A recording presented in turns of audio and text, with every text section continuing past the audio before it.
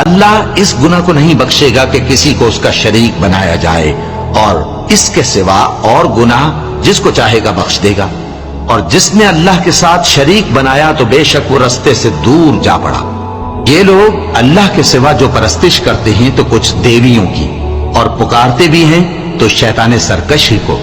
جس پر اللہ نے لعنت کی ہے، اور وہ اللہ سے کہنے لگا میں تیرے بندوں سے غیر اللہ کی نیاز دلوا کر مال کا ایک مقرر حصہ لے لیا کروں گا، اور ان کو گمراہ کرتا اور انہیں امیدیں دلاتا رہوں گا، اور یہ سکھاتا رہوں گا کہ جانوروں کے کان چیرتے رہیں، اور انہیں سمجھاتا رہوں گا، تو وہ اللہ کی بنائی ہوئی صورتوں کو بگاڑتے رہیں گے۔ اور جس شخص نے اللہ کو چھوڑ کر شیطان کو دوست بنایا وہ صاف صاف گھاٹے میں رہا۔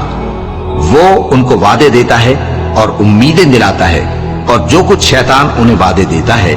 وہ دھوکہ ہی دھوکہ ہے۔